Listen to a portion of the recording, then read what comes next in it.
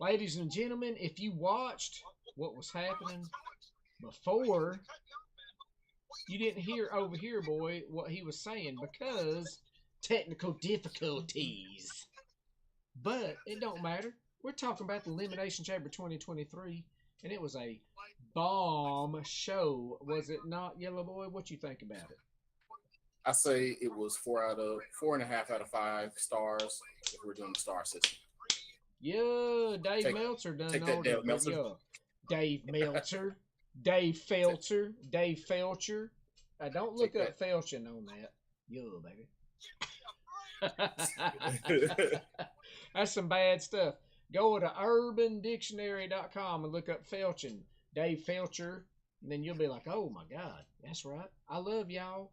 Boom. Anyway, we're going to talk about straight up. The Women's Elimination Chamber match was the first match off the rip, and it was a good match, wasn't it?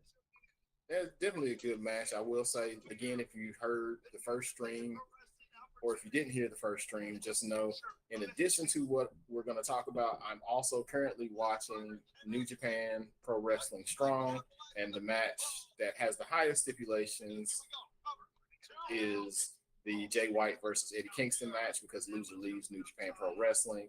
So I guess that may be the first or the second, depending on how you look at it, because this does have the Mercedes Monet match versus Kyrie. Yes, and that's very important. And I hope to bring you through, my brethren, updates on that. And if not, hey, check it out for yourself. Anyway, having said that, the very first Elimination Chamber match straight up was the Women's Elimination Chamber, and it was a pretty good match. There's a big spots. Raquel Rodriguez doing big things. I think that they're going to put a lot of eggs in her basket going forward, and if they don't, I can't see why they didn't give her, or why they gave her as many spots as they did in this match. I don't know what you think. I think that this match elevates Raquel Rodriguez. I know they were trying to elevate her. You know, they had that championship match a month ago with her and Ronda Rousey before Charlotte Flair came back. So they're looking to boost Raquel Rodriguez. So this match kind of helped do that, as well as I believe Liv Morgan got a good little boost in this match too. But it was good. I enjoyed it, this first match. I mean, I agree with you on that. I mean, I think it did what it needed to do to further the storylines of the shows they're trying to book prior to WrestleMania. Of course, you know, they brought the Kana version of Asuka into it, and they've kind of like been weird with the booking with it, but I think this match hits. She's very like, let me clutch these submission holds in and break every bone in your body, and I think that's going good. I just think that, and I also thought, I told Yellow Boy during the show, I was like, they have made everybody kind of be like, oh, she's weird, a weird catalyst. We're kind of afraid of her, so we're hoping that she makes a good catalyst in the match for Binky going into WrestleMania. What do you think? I believe that because of the fact that the last time that Kana slash Asuka was in this type of position, this was during the pandemic. She wasn't able to get the shine like she needed in front of an audience during the WrestleMania that, you know, she did become champion, or as she was champion, because she, you know, she got the Money in the Bank briefcase, but there was no fans. So this, I believe, will help her, you know, and hopefully she gets to have her WrestleMania moment this year in front of a crowd. I think that's important too going forward, because, like, you know, they're trying to do a good booking on that. Plus, Bianca Belair needs good challengers to, like, come in and try to take the belt from her, because she's a very good wrestler. But some of the people they've put against her, you're like, I don't know about that. I don't want her to be just a placeholder champion. She's worked really hard to get where she's at. I think she can carry that division, but we'll see going forward. What do you think? And so Let's give a news flash because that's what we do here. Yeah, we're doing news flash. News. Yeah. So after getting absolutely pelted with spinning back fists and that driver that Eddie Kingston does, Eddie Kingston put a win, got the win over Jay White. Jay White is now out of New Japan Pro Wrestling indefinitely, not just Japan, but New Japan Pro Wrestling. So let the speculation begin on where the heck Jay White goes from here. A lot of people think he's going to WWE, but we shall see. So just wanted to throw that out there. That yeah, Eddie Kingston defeated Jay White at New Japan Pro Wrestling Strong's Battle in the Valley event, which means Jay White leaves New Japan Pro Wrestling. So more to come as we go through this show if anything else pops up. Nah, bruh. The reason Yellow Boy put it so eloquently is because this ain't Twitch, and if I had been watching that, yeah, you already know all the curse words that would have been brought in here, but I can't do that for you because it's with PG rated, ain't it? Yeah. Anyway, having said that, I like Eddie Kingston, man. That guy's the for real Mad King, ain't it? Yeah. Yeah. Anyway, going on with this Elimination Chamber show straight off the cuff, the very second match was the one I did not care anything about, which was Brock Lesnar and Bobby Lashley. I'm going to let you talk about it, and then I'll put my 2.25 cents in on it. So, Bubbles and Bork, we had them go at it.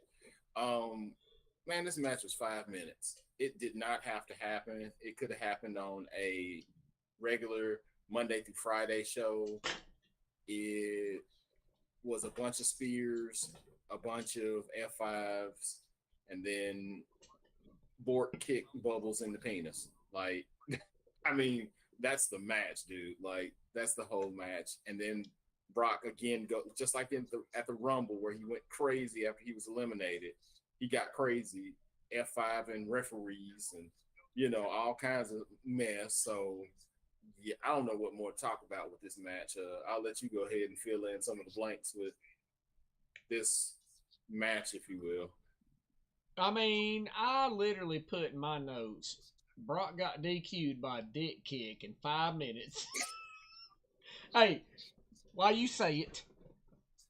But they spent as much time as the match actually went on, him just throwing people around, doing this and that. So Yellow Boy and me talked about during the show, more than likely he's going to get some sort of suspension and ban, and then he will go on to face X. You might need to know about that if you check out Shot of Brew. I can't hide it to y'all. It's right here, baby. But the next little segment after that was a pretty cool little WrestleMania going Hollywood thing that was like a Joaquin Phoenix Joker spot that had Big Bex and also Seth Rollins in it for the Joker character that he plays, and it was really cool, man. What did you think about that? I'm glad that they're going back to doing the whole, Hollywood spots with the trailers and the, parody trailers and stuff. And at the end of the show, they did show a couple of the different trailers that they will be doing, like Titanic and 40-year-old Virgin, and I can't think of some of the other ones, but they had a few of them that they're doing with the wrestler. So I'm interested to see as WrestleMania comes forward to see what different kinds they have. I'm sorry. I'm kind of looking at the New Japan show and whatnot, and David Finlay just came out and shillelied Jay White as he was about to give a promo. Stole on him. Yeah, he's about stole to give on my boy. Promo. Yes. And now he's over on the mic and he's saying a few words. And of course, the crowd is booing David Finlay. So that's why I started laughing, because Jay White had the mic in his hand like he was about to give a farewell, and David Finlay just came and shillelied him in the back of the head. So, for y'all that watch this, normally Yellow Boy's the straight, like the guy on it, and I'm the color man, but he's the guy checking everything going on color. I'm trying to hit it straight and up and narrow. He's gonna bring us the news as it happens. It's very important. But the See, reason why I say this segue, it was Judgment Days versus Beth Phoenix and Edge. Yo, the grit couple.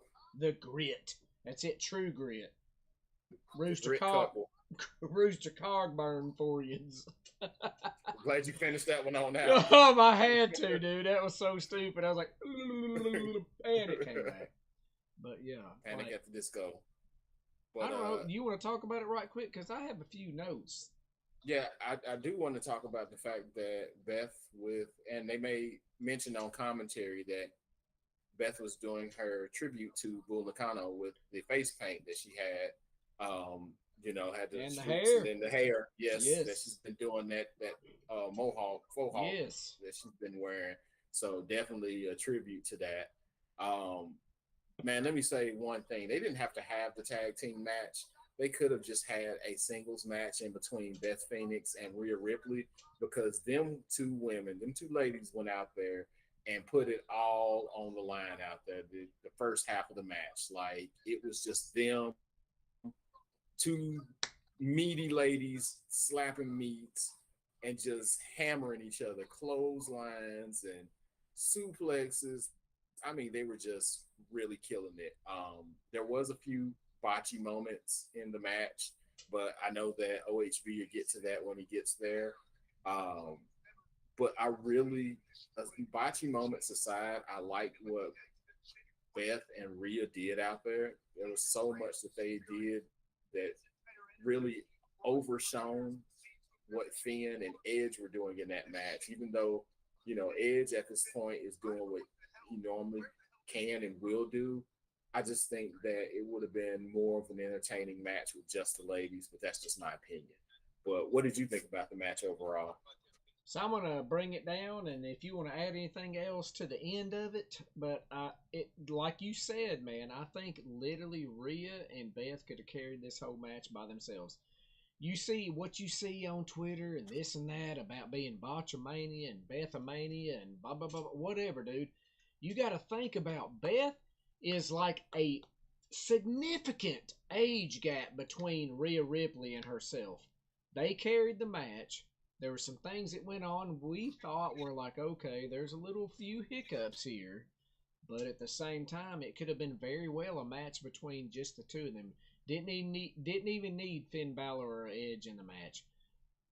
But having said that, they had a big spot that I thought was awesome. It was a double power bomb off the top ropes where Edge got power bombed by Rhea Ripley and Finn Balor got power bombed by Beth Phoenix. That I was like, man, that is so good going into that.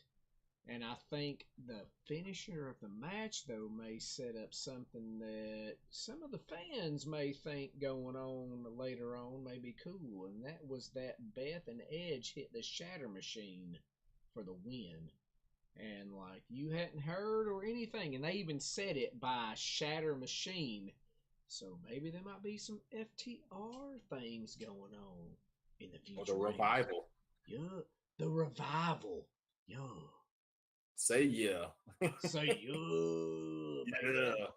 And I was super and hyped because, like, I even saw it with Yellow Boy. I was like, oh my God, I did not expect that because I didn't know what kind of double team finisher Beth Phoenix and Edge would have. And then when they hit that, and then Michael Cole said, oh, it's a Shatter Machine. I was like, oh, okay, what are we going to do?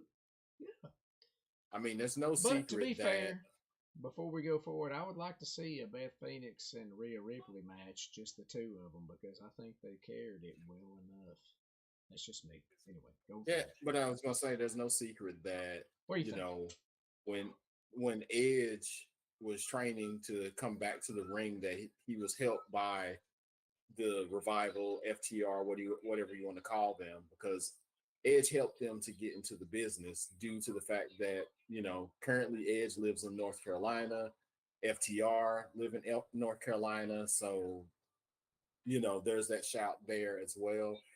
The other thing that I wanted to talk about was the fact that, and you made mention of this while we were watching, that Dominic has so much heat on him, and they're really using Dominic to garner heat for Judgment Day, which I hope that soon, well, it's looking like it anyway. Soon, Rhea Ripley doesn't necessarily need Judgment Day, in my opinion.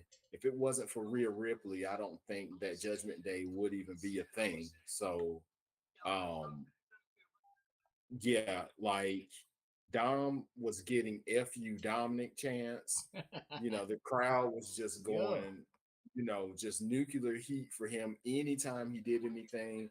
I laughed because there was a spot where he distracted Beth Phoenix and made Beth Phoenix fall from the top rope, and then he got chased by Edge out of the well, he went out the stage, and Corey Graves said that Dominic has a curfew because it's Yes. Canada. That's hilarious. So I thought it was fun. He did return, however, and he played a part in the match where he threw in some brass knuckles and absolutely to Ripley. Rhea Ripley picked him up and absolutely domed Edge in the head with those brass knuckles. Yeah, it was a good match. Like I said, great tribute to FTR slash Revival with the Shadow Machine, or as they're calling it right now, the Big Rig. But Beth and Edge picked up the win. Yep. Nothing more, nothing less. Um, which we can move right on into the next match, which is the men's Elimination Chamber match for the United States Championship. Yep. You had Austin Theory, Seth Rollins, Bronson Reed, Johnny Gargano, Montez Ford, and Damian Priest. Big man match. Yeah. Yeah. You had some big meaty men slapping meats in this match. They was beating the Vienna sausage to the ground, son. Yeah. I just love how. What do you think? I love how there was a lot of tributes in this show as a whole. There was tributes to other wrestlers, other Canadian wrestlers. Yes. To I mean, I seen Damian Priest hit a kill switch or an unprettier from Christian Cage on the Seth Rollins. Absolutely. But what were some of the other spots that you seen in this match that kind of piqued your interest? I mean, let's just go on to say right off the cuff, Montez Ford, if he's not a big super Astro star in the vein of Shawn Michaels going forward, like, I don't know how y'all are booking him. But having said that, he even tried to hit some of Rocky Maivia's big hits throughout. And like me and Yellow Boy noticed, I'm like, oh my God, look at that. That's not even Montreal wrestling. But yeah, we see that. So there's a few spots throughout the night that was homage to some of the guys that came before and paved the way. So yeah. I did say that, I don't think that they need to go the route that they normally do with all the tag teams and break them up and have them turn on each other and all that. I still think that you can make Montez Ford a big single star and still keep his relationship with Angelo Dawkins, because as of late, if you've been watching, Raw and watching the tag team division, Angelo Dawkins has stepped up his game immensely. He's gotten tired of being the Marty Jannetty of the group, because that's what everyone kind of called him, the Marty Jannetty. And like he's been doing as many high spots as Montez Ford has, and there was a time where he said that he wasn't going to do them, and now he's just sentoning out of the ring and such, and just he's getting the hot tags during the match, and he's running in like a ball of fire from the hot tags, which again, I think it would do them justice by not necessarily breaking them up. You can have Montez go on that singles run, get a championship, but still have that relationship with Angelo and let Angelo do just as much in a singles role as Montez. What do you think? I absolutely agree. He don't like Hawkins ain't got to be doing them top dollar brain myself on the apron spots, bruh. Who's Michael Cole? I'm Michael. Hold up. Where's my little soul patch? No, but like we said that during the show, like there's a breakout star. They beat the crap out of the other star, and I say that Shawn Michaels. This is very reminiscent of Shawn Michaels, Marty Jannetty. Shawn Michaels super kicked Marty Jannetty through the barbershop window. That doesn't have to happen here. Let's flip the script. Let's let them stay together. Have one of them elevated, and the other one's like, "Hey, I'm right here, got your back," but they ain't no problems with it. I think that would be super dope because Ford is obviously a breakout star. He's been building himself up. He's been adding muscle mass. Something's going to go on, and we're going to talk about what he did at the Elimination Chamber. Like he's dope. I don't know what you got to say about that, but yeah. Before that, there was a spot. I thought it was going to be a spot of the night, but then Montez's did, which was the that. So I was about to call him Jonah, but Bronson Reed had Johnny Gargano on his shoulders, and Seth Rollins came off the top rope with a Doomsday device, and Johnny Gargano flipped it and rolled into a poison rana, doming Bronson Reed on his head, which I like. Let's give it up to big man that can move. Like Yes, Bronson Reed is billed as absolutely. 330 pounds, and he's taking reverse ranas or poison ranas on his head like that. That shouldn't happen. But the biggest spot of the match of the night actually was Montez Ford, and I think I'll let you go ahead and describe that because I know you popped really big for that spot. So, like, I've been popping super big the whole night, and Yellow Boy can attest to that. But I'm an old school wrestling fan. X Division, Impact, where people used to climb all the way to the top, Apollo Creed and all those guys. Dude, Elite Skipper. let me tell you something. Montez Ford climbed up to the top of the cage elimination chamber, and then he climbed up a little bit further, hung himself upside down like a bat slash Spider Man, let himself go, splashed onto everybody underneath him. It was amazing. So, like, if you don't like see that guy's athleticism or what he can bring to the table, I don't know what to say. I pop bigger than HE double hockey sticks on that. Yeah, it's on YouTube's. Other than that, I would say HALE. I'm gonna say it hail. That's hailstorm, baby. Yeah, it was awesome. I was super stoked, and I thought I'd never, when he came out, like, oh, that's a guy I'm going to pop for this whole show. He's got my support 1,000,000,000% because he can get it done. Yeah. Yeah, I had him pinned, and I said it out loud. I said he's going to be one of the last three Yeah, you in this did. match, You just right. because of the fact that they're just, you can tell. Like earlier, I said that the purpose of the women's elimination chamber was to elevate Raquel and possibly Liz, along with Oscar being the winner. Yep. But you could really tell that this match was specifically made to elevate, well, not specifically, but one of the things it was made to do was elevate Montez Ford to Yep. single status. It was also to push and make make Austin Theory more of the sugar honey iced tea eating heel than he already is. Like you just hate him. And there was another byproduct out of this match that no one, like I've never heard OHB go on a rant as he did after this event happened. Yeah. Like Yeah. I will tell you about it too. he I went mean, on. and it's so many words. But like whenever he gives the Yes, ball to me, I'm gonna tell you. but yes, like it was Montez Ford, Seth freaking Rollins, and Austin Theory, the champion, as the last three. And there was a spot where Montez Ford took a curb stomp to the outside from Rollins onto the floor of the elimination chamber, and had to have officials come in and carry him out. Yep. And I said, "Man, that door's open. This is about because we weren't sure at first if it was He did say it. He a said shoot." there's a thing going on right now, and I was like, you're right. and it that happened. door is open. There's going to be something that's happening with that door being open.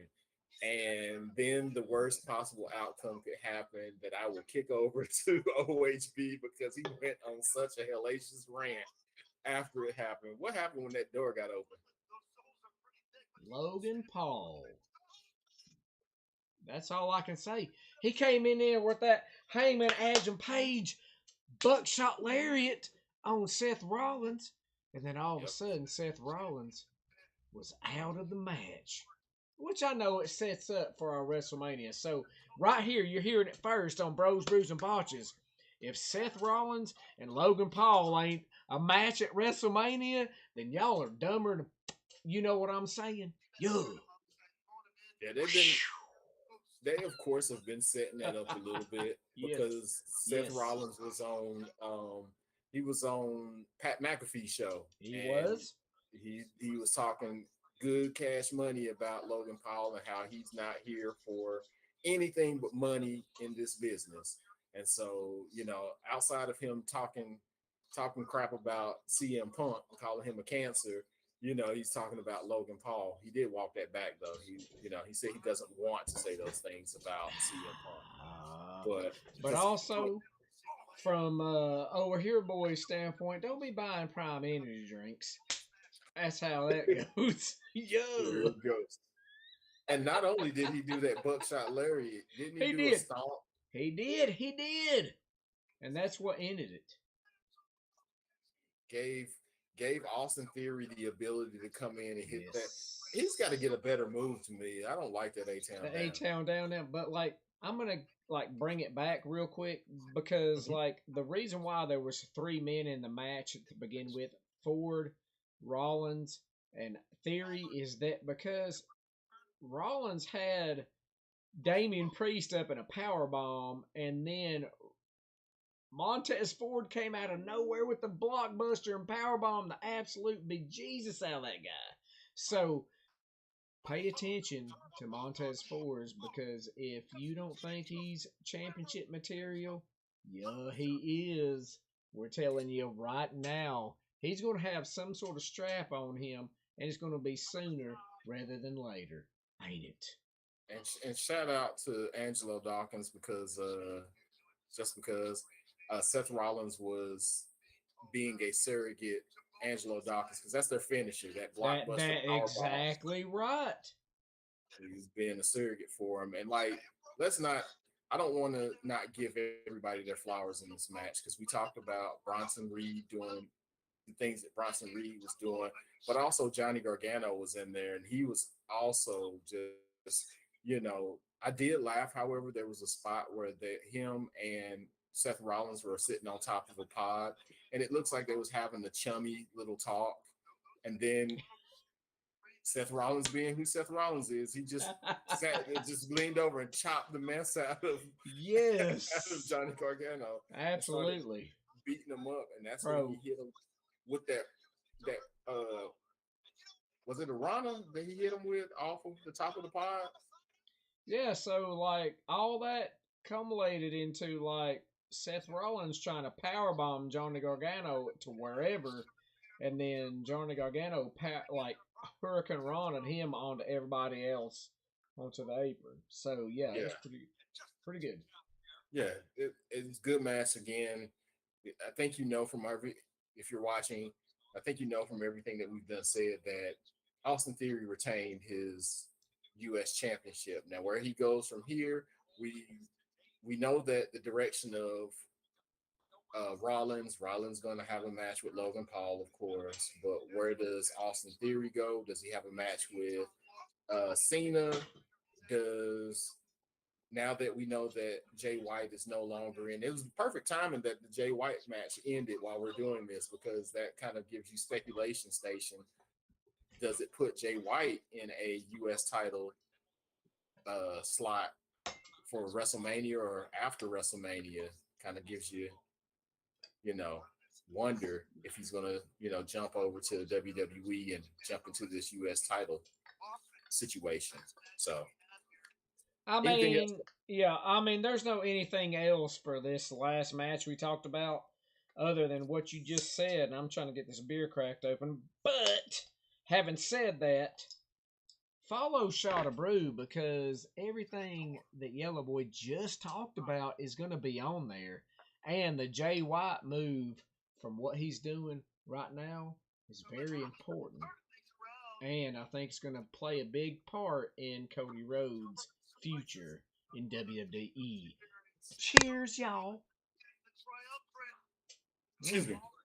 But I guess that leads us on into the main event, The main of stint. Yes. which again, we've said this before on streams. If you've watched any of our post WWE streams, that you know, this has to be the best storyline in all of wrestling. This bloodline Sami Zayn story has been the best to follow. And of course, it's no it's no secret that WWE is great with their production teams and putting together these, vignettes and these video packages and stuff like that prior to the match that just seamlessly sets up what's going on in the feud and just gets you hyped and prepared. Then on top of that, you add in like OHB and I were talking about, and OHB mentioned that this crowd was much of the match as the two competitors in the ring. This crowd played maybe even more of a factor in this match than that because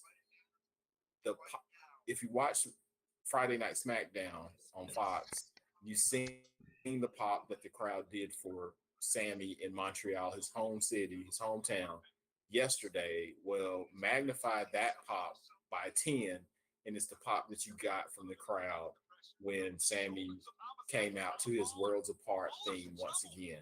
Like, there's nothing. It just, I know OHB said time and time again that he was just getting goosebumps from that match. Yeah. Like, and I don't think either of us wrote down any notes. We were just so invested in the match itself that I don't think either of us wrote notes. We just watched as fans. What are some of the things that you want to point out from that match, man? I mean, straight off the cuff, like me and you talked the whole time that we could have booked this match from a fan standpoint. Doesn't matter. It had all the high spots, it had all the low spots, it had all the sell spots, it had all the whatever spots. It doesn't matter. Straight up, when we talked about this, we knew Sammy would be coming from underneath. And I always use Ricky Morton from the Rock and Roll Express because I'm an old school wrestling fan. But go back and check his stuff out. You're like, I don't know what that means. Check out Ricky Morton, Rock and Roll Express, Robert Gibson. He always was the one that was coming from underneath. Oh, let me sell, let me sell, let me sell, let me sell. All of a sudden, hot tag. That's what happened in this match. Sami Zayn did the pro job of getting beat around until he didn't. And I thought, to me, I was sitting there, I was like, oh my God, this match, goosebumps. Because I'm so invested in it, they executed it so well. I don't know. I Yes. mean, excuse me, it used we get so caught up, or not us in general, but wrestling fans get so caught up these days with trying to reinvent the wheel and have a lot of high spots matches and such. But sometimes, just as this match did, it needs to go back to grassroots and with the psychology, just start off. You start the tempo off slowly and you slowly build it. You know who your established baby face is, you know who your established heel is. Because as psychology, you want there to be some form of suspense so Yep. that you can root for that baby face because you want to see the heel get their comeuppance. And like this kind of set that match up just as such, where it started out very slowly. They started out with a collar elbow tie up, like just Yes. a basic start, and Absolutely. headlocks takeovers, and things of that nature until the face gets to overcome the heel.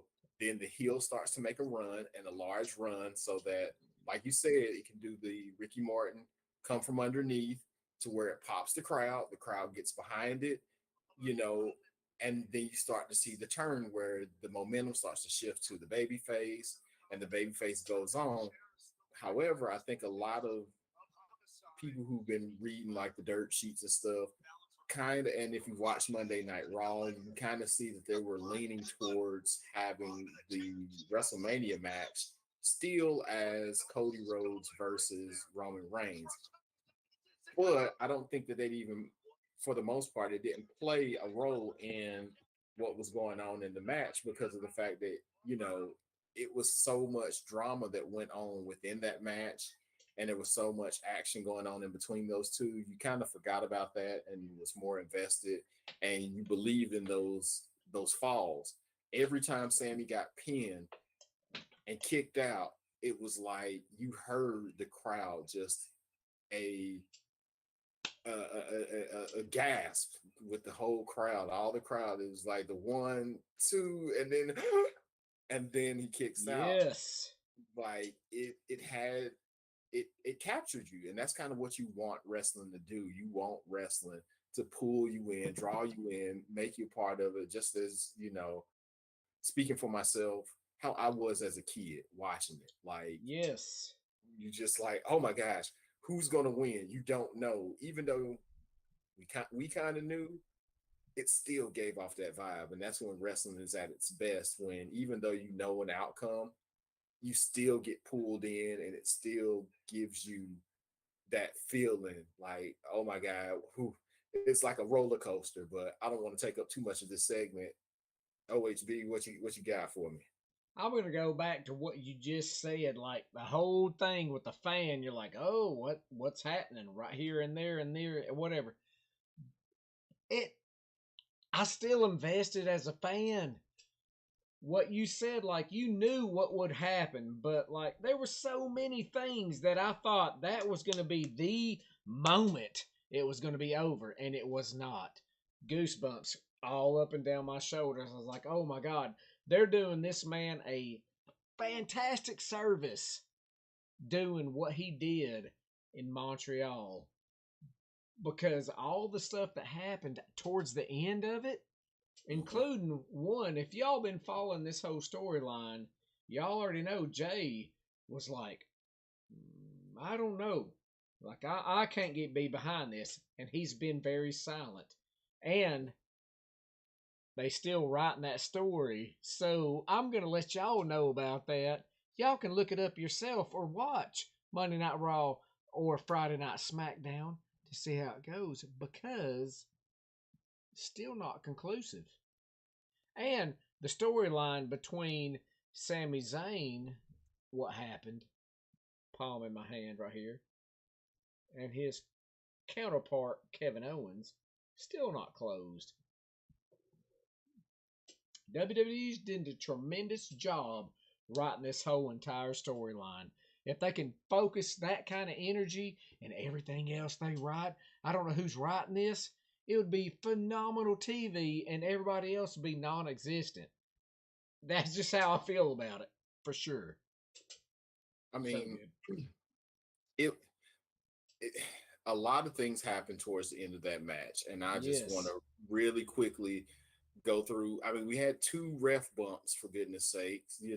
Two different refs got taken out. Um, just yeah, and you knew that there was going to be some form of shenanigans. Yep. You knew it. Like we had Jimmy come out to the ring and give a flurry of super kicks to Sammy, and was still unable to keep Sammy down. Once the second ref went out, you knew something else was going to happen. Yep. And the fact of the matter is that the crowd could feel it, everyone could feel it. Jay shows up like so. Real quick, Paul Heyman grabs a chair for Roman Reigns, gives Roman Reigns a chair. Roman Reigns goes in the exact same setup that he had with Kevin Owens, where he was about to hit Kevin Owens with the chair, and Sami Zayn stepped in. This time, Roman Reigns has a chair. He's about to go hit Sammy, and Jay Uso shows up and jumps in the ring in front of Sammy. And the same scenario again. Somebody posted on Twitter that Roman Reigns has got to stop giving people chairs. Yes, he does. He's got to stop giving people Yes, he chairs. does. He's had to. The He would have learned. worst. He should have learned from the Shield. You got to stop giving people chairs. But so he gives Jay Uso the chair and gave him the command to take out Sammy.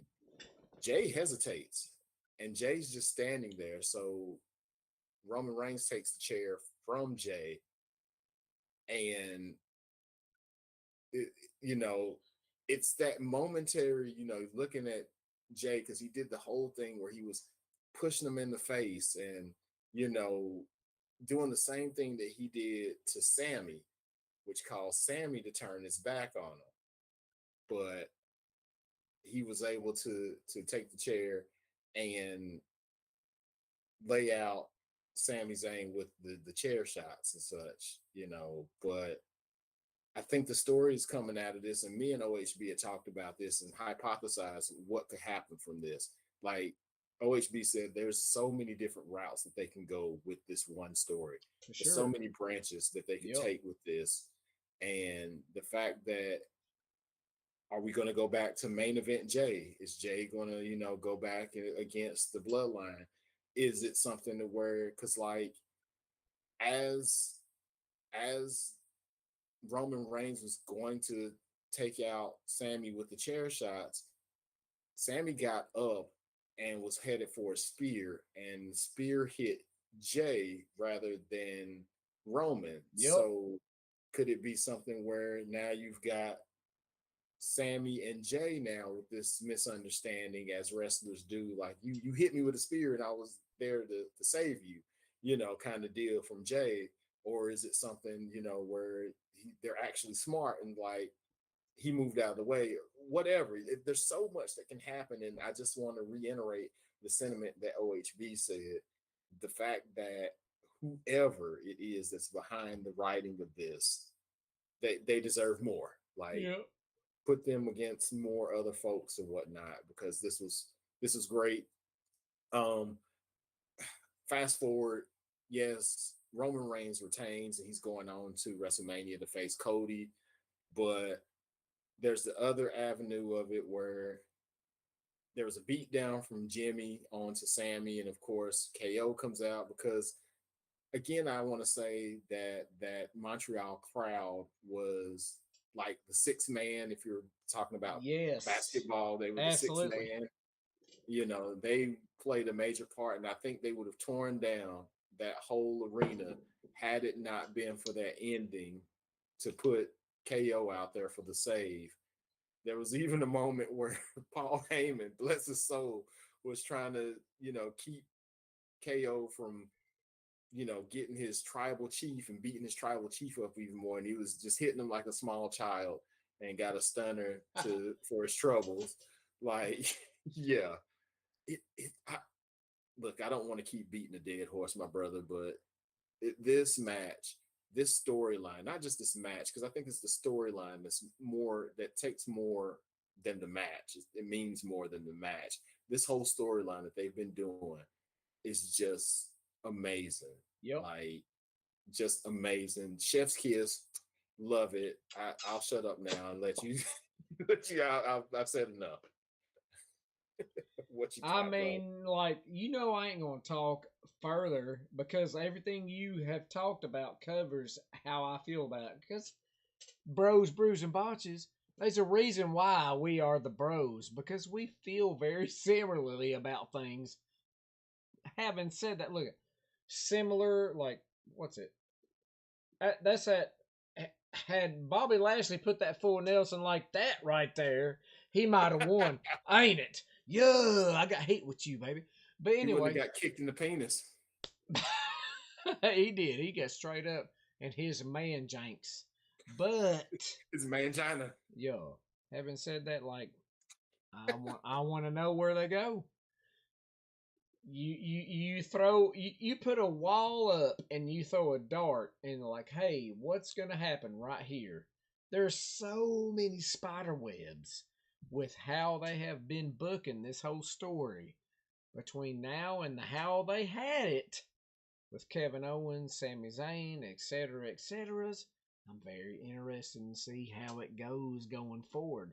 And that's going to stay me tuned in because, like, I know that's why they did it.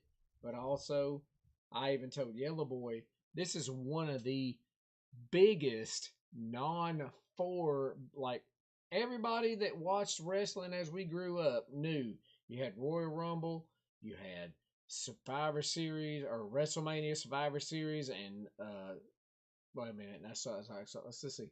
Let's start over. Yeah, I have had a few. You had Royal Rumble, you had WrestleMania, you had Survivor Series, and then you had SummerSlam. Whoop. There you go.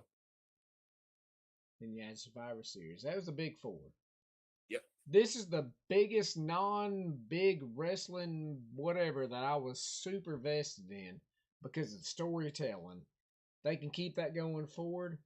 Pro. Like, they did a very great job with what it, and it's so crazy because I have no speculation of how they're going to move forward. There's so many spidering, like this character is doing this and this. But if you've been vested in it, as far as like Jay and like Roman goes, yeah, like he beat the crap out of him to kind of indoctrinate him. Like, hey, you're gonna think how I think, and he's like, yeah, you right because I can't beat you, but maybe he can. Anyway, I don't know. Just to put this into big perspective with Sami Zayn, last year's WrestleMania, Sami Zayn was in a match with Johnny Knoxville. As a bit player, he was in a match with Johnny Knoxville. And look, fast forward to almost 1 year later, and everyone had, well, there was a good portion of folks who wanted him to be in the main event of this year's WrestleMania for the championship or as the champion. Like, if that doesn't tell you how much booking matters and how much there's a big change within the Vince McMahon era and the Triple H era, like, and shows you that good booking can put just about good booking and just being a great pro wrestler can put you in any position because Sami Zayn is a great pro wrestler. Yep. You said it throughout the entirety of the stream that he can turn chicken sugar honey iced tea into chicken salad. Absolutely. Every time. And he's been excelling. So that should just put it in perspective for you. Last year, he was in a throwaway match, fun match, but a throwaway match with Jackass Boys. This year, you had a big contention of folks that wanted him to be in the main event. Yes, his whole town. The whole town, I mean, more than the whole town, because there's a lot of folks that's in the wrestling community that wanted to see him win this match tonight. Right. And go on to WrestleMania to face Cody. Yes. So that should just tell you everything you need to know. But alas, he did not win. Roman Reigns still remains the champion.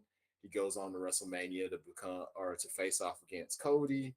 Yep. Cody Luther King to save all of us from the racist Hotep Cody to save us from all the racists, solve racism, you know, all of that. Oh my God. That's the worst. I didn't know you gonna hit me with that. You popped me on it. That's okay. That's okay. It's okay. You. So he's gonna solve racism. He's gonna bring back the winged eagle belt. You know, he's gonna Homelander this stuff. So perfect. Hey. That's the best analogy ever. Oh, he's going Homelander to this stuff. Times and pause out because, like, we know what you know. Yeah, but otherwise, I mean, I'll say this as a final word. I share the same sentiment as you, as this has been the best non-Big Four premium live event that WWE has done. The play. It's been the best put to this point. Got Zack Sabre Jr. is on right now. Yeah. Who? He's on it. Who? Bobby who? That's bad.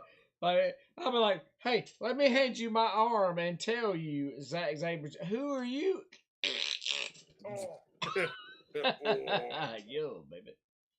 But that's what I have. This has been one of the most enjoyable, and I love the Saturday shows. Because I think the next thing, one of these that we're doing is possibly Revolution. Yeah, it's gonna be on a Sunday for sure. A Sunday, 6 hours long. Uh, Actually, probably about 12 hours long. We'll maybe end up doing the review the next day if we got the time. It depends on if Hogs Wars is going to be 12,500 sheets to the wind. We'll talk about it when we get to it, ain't it? Yes. Yeah, baby. Yeah. Any parting words before we go? No, man. Like I said, Elimination Chamber 2023, other than one match, it's been one of the best little shows I've seen from them going forward. Like, I'm glad that when Big Daddy Mac, whatever hand solo sandwich, didn't come in when he came back and was like, hey, pal, Triple H, I'm going to release. Nah, dude, this has been great. Dude, this has been a very good thing. Culmination of the shows. I'm like, I don't care about watching SmackDown, but now I do. So that tells you what I feel about that. So we'll see. Everybody check out Raw. Check out what's going on SmackDown. See how the story plays out because it's a great time to be a wrestling fan right now in 2023, ain't it? Ain't it? So, where can they find you, OHB? You can find me at Over Here Boys on all social medias. And I'm going to tell y'all something else you don't know. Check out an app called Untapped. It's UNTAPPD. I'm at there at Over Here Boy. And it don't matter if you follow me or not. You can use that app to check out beers and check in beers and how you feel about them. You're like, oh man, this beer's garbage. I think I'm going to give it 2.5 stars. You can do it there. It don't matter. Check it out there. I appreciate it. Thank y'all for watching everything we do. But having said that, social media is very smooth right there. What you think about that, bro? Well, I was going to add on to that. You can also find OHB, your friend OHB, on Mondays with Mad Dog Mondays for his sips. Check that out. And then on Thursdays, you get the regular 60-second sips, but we just call them the sips right now. Find him on Sips so that you can get your beer reviews and making sure that you're getting your education on those beers on Thursdays. And on Mondays, you get to see something that's more familiar to you in your local grocery store or your local gas station. Yeah. So that's where you can find OHB. Port liquor. You can find Hogs Wars at your mama's house cooking some sausage links on the stove. And then you can find OHB. Just check out the link that'll probably be in the description later. Be in the description for those of you watching catch up, watching this on catch up. Check the link in the description. Go find him on social media. You can find me on social media by checking the link. And then also on Sundays, I usually throw up a shot of brew on Sundays. And for this month of February, I'm also adding on a Black History Month spotlight for those underappreciated Black performers in wrestling history. So check those out. There are 2 up right now. Hopefully tomorrow I get to put up another one. If not, it'll be Monday, whatever. So, so yeah. I don't have anything else. I don't think. I think I did all the spiel. Oh, make sure you like, share, and subscribe, and make sure you click that notification bell so that you know whenever we're going to be doing stuff on here as well. Hi. Yeah, and if you're not, man, like I'll come to your house and like probably drink a beer with you. Yeah, you thought I'm gonna do the elbow. No, I'm not gonna do that. Me and you can hang out for sure. Patreon.com, baby. Send us your address and we're coming over to drink. Yeah, like why not? Because like life's too short. Let's love each other, ain't it? And love your beer and the food that you have in your refrigerator. Just let us know. Yeah, and pot of meat sandwiches because I don't discriminate, ain't it? Yeah, baby.